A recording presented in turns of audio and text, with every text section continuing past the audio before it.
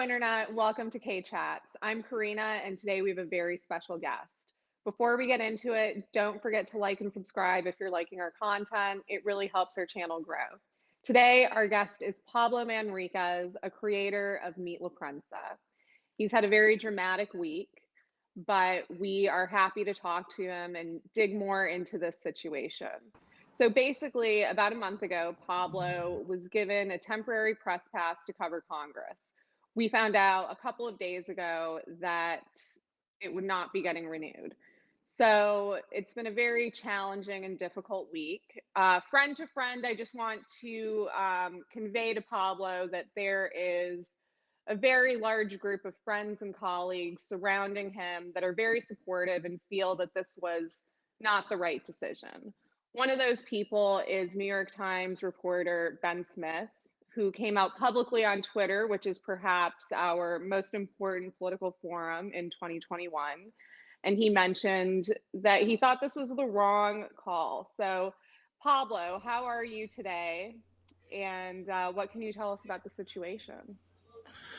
So I think that you laid it out. You're spot on. On Monday, I went to the Senate ID office to ask if I would need my passport to renew my ID, or if I could just bring my current ID and they would just give me a new one when I renewed my ID for another month. The month that I had to cover Congress was for 1 month.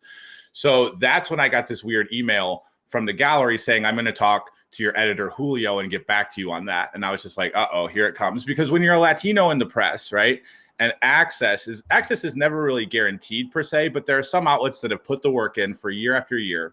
In Latino Rebels' case, we've been around for a decade. In Futuro Media's case, I mean, Maria Hinoso, who runs Futuro Media, she's been around for decades. You know, she's one of the original producers for Morning Edition on NPR. So there's really no doubt that we have the journalistic clout. So when they gave us the temporary press pass for a month, the sort of quote gentleman's agreement that we had was, listen, we don't really know who you guys are, but we trust you to do good work. And if you do good work, we'll renew the pass.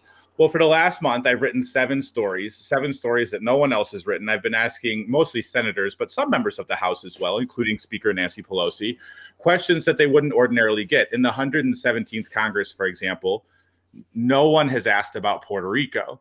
Now, we're getting into hurricane season. Of course, everybody's going to be talking about Puerto Rico after the hurricanes hit. But my idea was to kind of like get it out there. Like, let's talk about the 2 bills that have been introduced in the House in this Congress, one in this Congress, one in the last Congress. Let's talk about these bills with House Speaker Nancy Pelosi. And, you know, I think that sometimes with Latinos in the press, there's what's called imposter syndrome. People are like, yo, I don't feel like I belong here because I get so much cold shoulder and stuff from the white colleagues. I don't feel like necessarily I've earned my place in the press corps. I don't have that problem, right? I have no problem walking into Congress and asking anybody a question because as a longtime student of political science, I think of it as my Congress. I'm an American citizen, voter, and now a member of the Capitol Press. So when they said that they weren't going to renew the press pass, it was very perplexing. It was like, well, why? And that, Karina, is when the story gets really interesting because Julio, Ricardo Varela, a friend of Meet La Prensa and my editor at Latino Rebels, got a call from the press gallery saying that the reason why we're not going to renew the pass for your reporter is that they are being too visible. They're being too visible. Now, I don't need to tell most of the viewers of Meet La Prensa what that means, too visible, right? But, you know, I mean, it was, I would say it was hurtful on the level that like this is my livelihood, but more than that, it's sort of it's my passion and it's what I'm really good at. I feel like I'm one of the best people there at this job.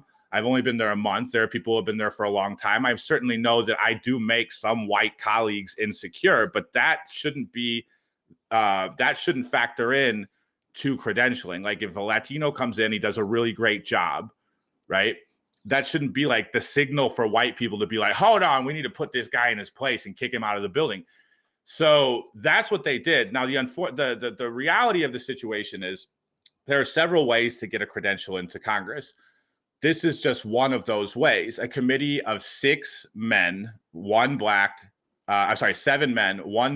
and 6 white men made the decision that Latino rebels didn't belong there anymore. It was the wrong decision. Like Ben Smith from the New York Times said, it's great to have so many allies. I think that the outpouring of support for me and my situation did kind of catch me off guard. I kind of expected it to blow over, but even now, still, my Twitter is blowing up with people like strangers from across the country saying this is important, and the reporting that you're doing in Congress is important. It's appalling that this long after January 6th, white supremacy still governs key aspects of life in the Capitol building. Yeah, definitely. I think also what was really interesting was that they mentioned that in order to be a nonprofit independent media outlet that covers Congress, you have to have 51% of your revenue coming from advertising.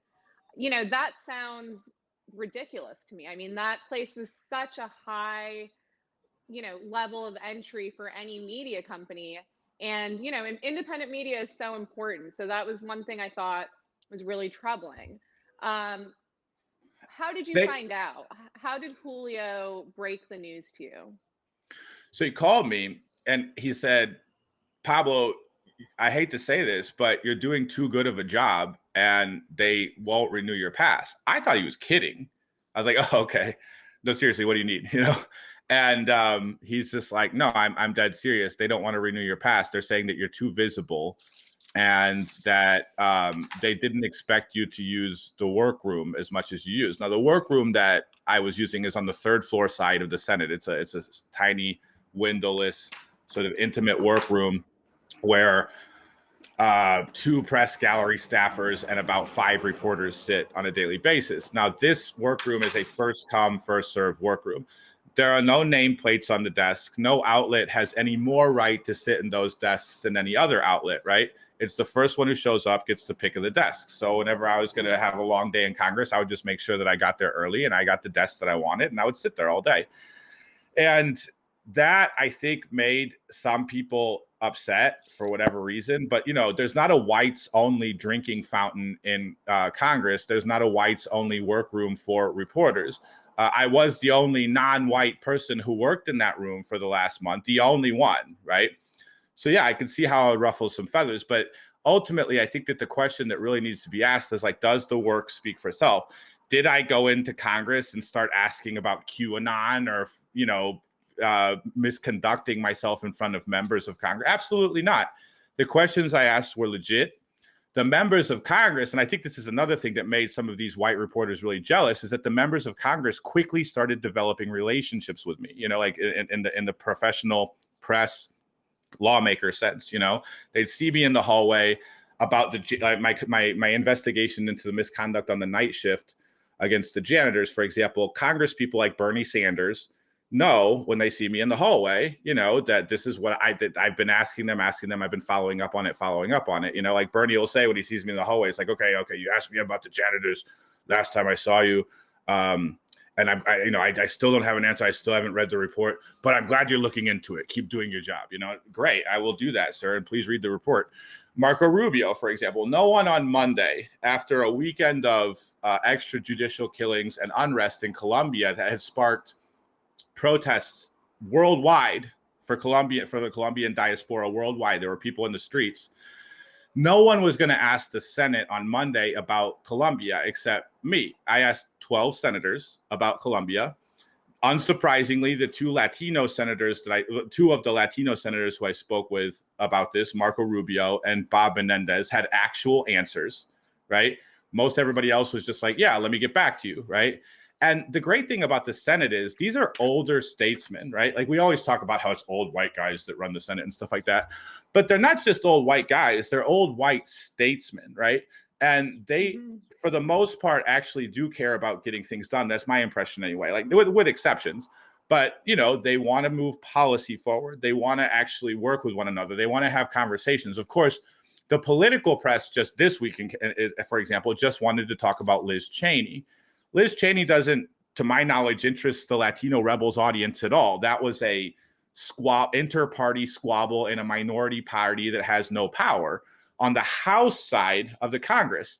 Yet the Senate reporters that I'm sitting with, they just wanted to ask the senators about Liz Cheney. So I think that when I was asking them questions about Colombia, when I was asking them questions about Puerto Rico, when I was asking them questions about the custodians that clean the Capitol. It was a refreshing change of pace from just following sort of the manufactured outrage that I think a lot of people in the Capitol press feel is their job. You know, how can I get on MSNBC? How can I get on CNN? How can I get on Fox News? Well, let's find the most outrageous thing we can cover, you know, cat fight between Liz Cheney and Elise Stefanik, and throw it in people's faces until they too are outraged. And that's the formula that they've been using to create this, like this news, what they see as news. Now, we don't care what they ask Congress, you know, that's not our job. Our job isn't to police them, right? Yet somehow they see it as their job to police us and the questions we're asking. And now I'm just going to say, Karina, they have a problem on their hands, a real serious problem. It's a problem of discrimination. And it's also a problem of just professionality and sheer collegiality. It's just like, they don't want to treat us like journalists. They want to treat us like the help that they can cast out into the street, you know? They want to treat us like trash, and they think that we're not going to treat them like trash. You know, they are very offended right now that we went public with what happened. They are very offended by that. Yeah. You're constantly referencing some of the racial tensions within the organization.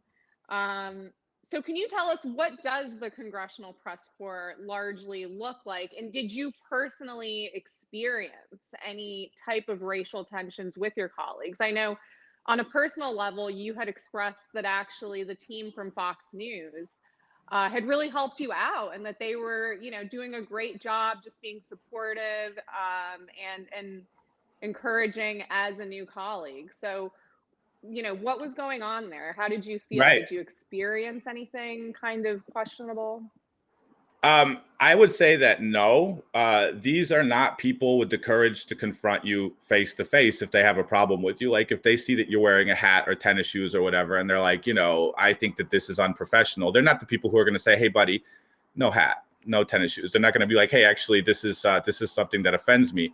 They're going to go snitch behind your back and use whatever mechanisms they can to, you know, negate your access. And then on the terms of Fox, I think like, so was anybody overtly racist to me? No, not until they took away my pass, right? Not until they refused to renew my pass, because they're hiding. These are like, I'm not saying uniformly across the board, every reporter who works in Congress. I'm saying this small committee, right, of mostly white dudes has no courage to confront the situation. And that's sad. In terms of Fox News, yeah, they were super helpful to me from the moment I arrived in the building. So was CNN. So were most of the colleagues from Politico. The New York Times colleagues also. Very, very cool. The Wall Street Journal colleagues. These are really nice people. Roll Call, where I used to work, those colleagues, these are awesome colleagues. There's so many great people who work there. And as a new guy in the building, I was able to go to them with basic questions like, hey, you know, how does this process work? Where can I find this person? And they were super supportive all along. But there's this shadow committee that determines credentialing in one of the galleries that exists in Congress. And they, let's face it, have a God complex. You know, they made the wrong decision, and then they doubled down on it and forced us to do the same. So it's like, of course, they want us now to appeal to the same committee of white people who have operated in completely bad faith with us, right? We're not going to appeal to them. We're going to go to a different committee. We found out, for example, that the committee in question that's been a problem is the Periodical Press Committee, right? There's a Daily Press Committee, and the Daily Press Committee credentials ProPublica. We just found this out last night. And Futuro Media, the parent company of Latino Rebels, most closely resembles in organizational structure, if you will, ProPublica. So we have a great case to make to the Daily Press Gallery, and we'll do it Monday. You know what I mean? We don't want to like take everybody's weekend away, but they shouldn't be trying to take my livelihood away for no reason, right? So my hope is that the colleagues in the one, I think, big advantage that we have going to the Daily Press Gallery as opposed to the Periodical Press Gallery is that there are actually women on the Daily Press Gallery committee. That it's just all ornery men in the Periodical Press Gallery. So on the Daily Press Gallery, there are women, and hopefully cooler heads will prevail. because this is garbage what's happening to us right now. And I need to get back in there to cover Congress and continue my reporting. So yeah, 99% of the colleagues in the Capitol, super supportive, super supportive. But that 1% that has the gatekeeping power in this particular committee, they decided to be racist against us. So let's talk about the too visible comment, because I just think that is shocking. And I think also, for full disclosure, we should describe what your work look, or your style looks like. Yeah. You tend to wear a full suit, so very Mm-hmm. formal in that sense. But you'll also add in accessories like a cool pair of sneakers and a hat. And I think as a millennial in 2021, that doesn't seem that strange. I mean, I've seen people wear much crazier things to the office, produce great work, and still be respected. So that just, it seems a little bit strange. But what are your feelings on this comment about you being too visible? Yeah, no, I mean, it's a racist comment that they made and then tried to roll back, which made them look even more racist. And again, my priority here is just to get back into the building to cover Congress, right? I'm not trying to like be some sort of victim in the culture wars that distract everybody in this country from issues that are actually important. I'm trying to focus everything I can on the issues that are important and ask these Congress people about them. But with regards to like that, I mean, I wear a $500 suit through Congress. So fuck anybody who says that like I'm too visible. It's a nice suit, right? I wear a hat and shoes. I wear shoes that are comfortable. Nike Cortezes in black, you know what I mean? And this is the hat I wear. And when the senators, like Senator Kennedy, for example, when he sees from Louisiana, when he sees my hat, so hey, nice hat, man. Yeah, good stuff. None of the lawmakers could care less. They're just like, yeah, the guy in the hat. And that was sort of the idea with the hat too. I mean, sure, I want to be fashion forward, but at the same time, in a room full of dudes, because I mean, you asked earlier, what is the makeup, I think, of the Congressional Press Corps? It's unclear.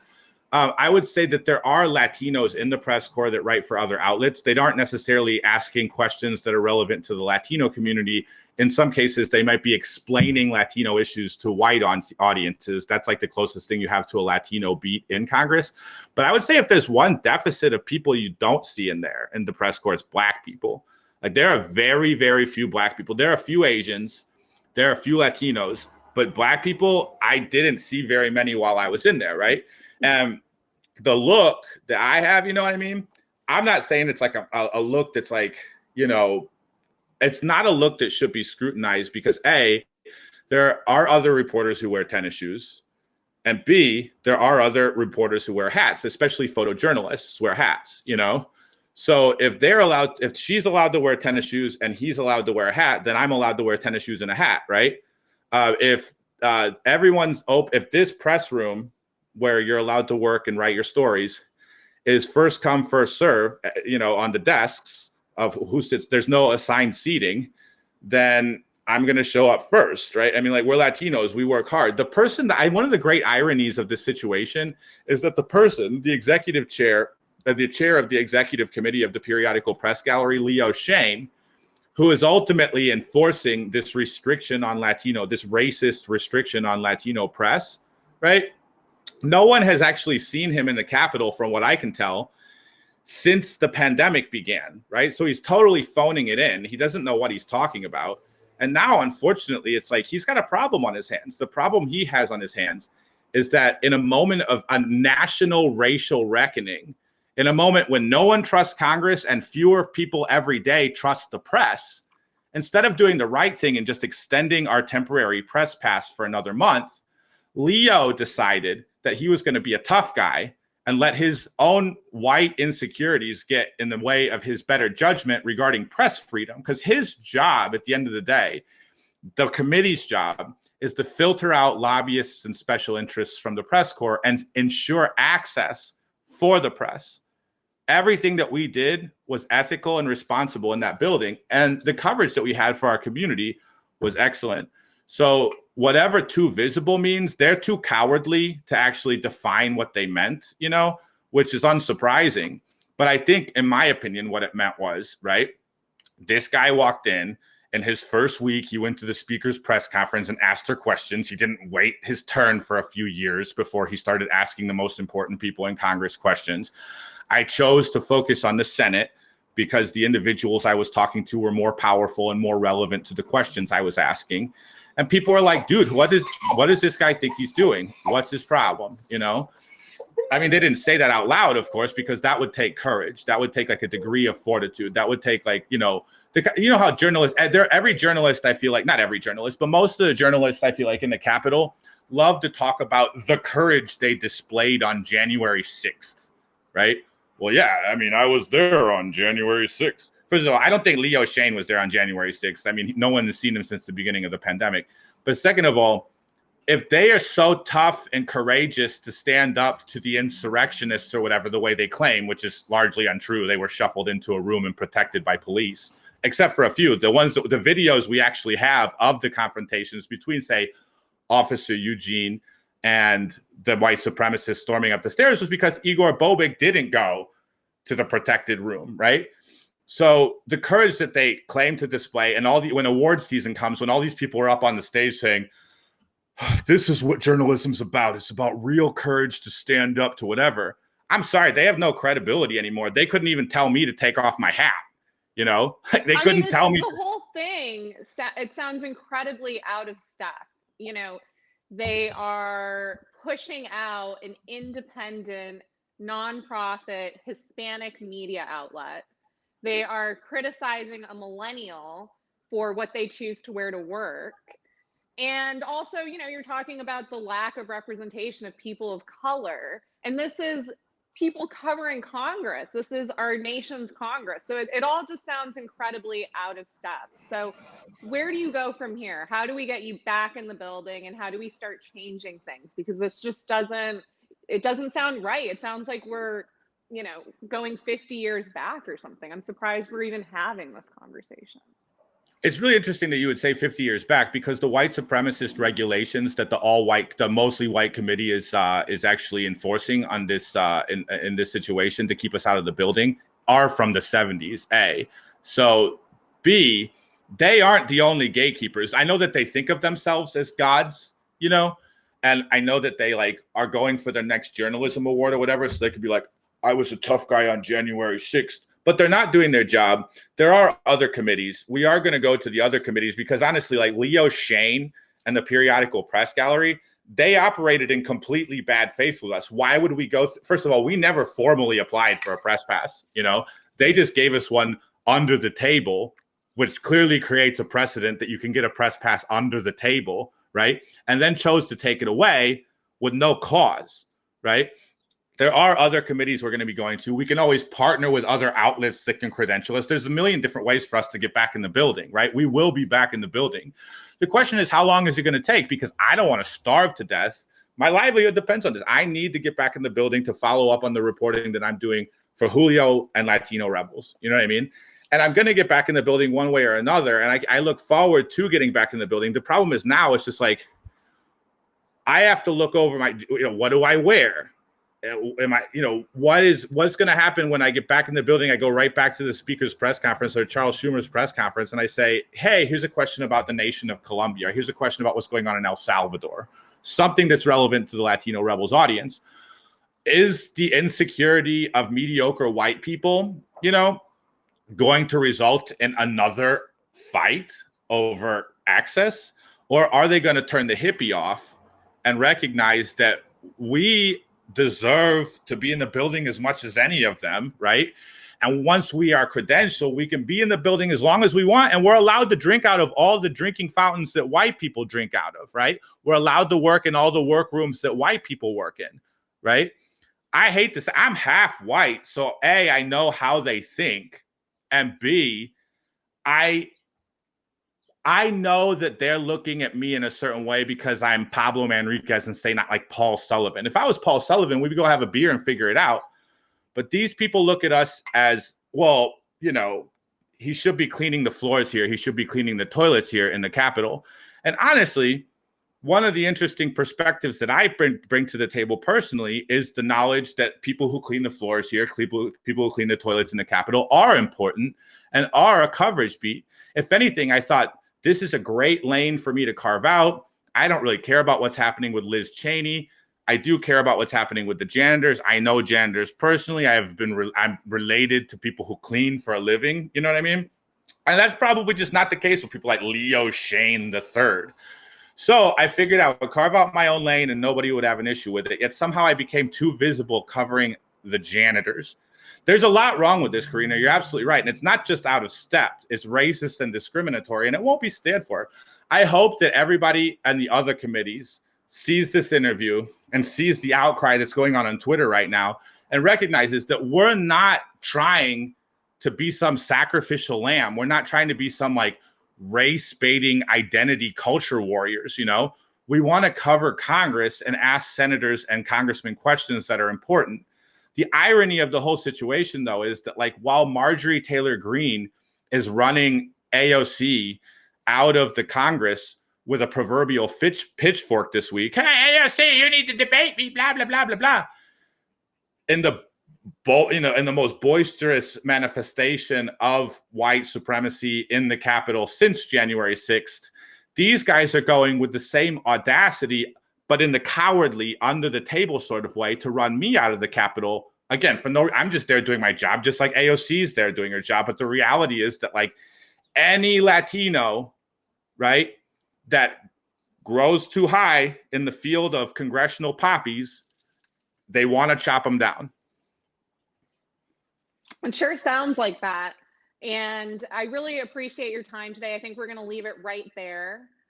And I just want you to know, friend to friend, it was heartbreaking to hear of this week. So many people around you know that this was basically your dream job. You had landed your dream job, and it was so dramatically and unnecessarily taken away from you. But I think if there's someone, you know, who is right to be in the fight and can really make a difference, it's you. So hopefully this is a bigger conversation that we can start. I think we can all agree that we need diverse perspectives in the media, and it just seems a little bit mind-boggling that independent, nonprofit media outlets are being pushed out of the congressional press corps. So we look forward to staying up to date with this story. We wish you the best of luck, and, you know, keep fighting the fight, and don't let, you know, this kind of negative work environment breed mediocrity. Absolutely. And I say that, like, Karina, I can say this with so much confidence. We're going to win this one. We're going to be back in the building.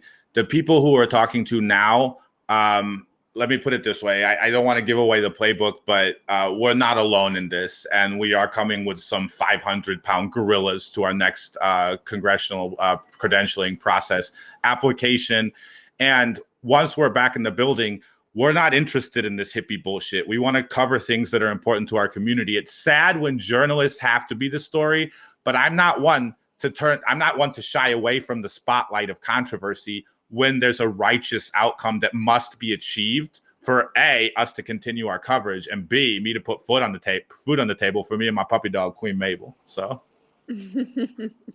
well, we'll leave it right there. Thank you again, Pablo, and thank you to all of our viewers. Don't forget to like and subscribe.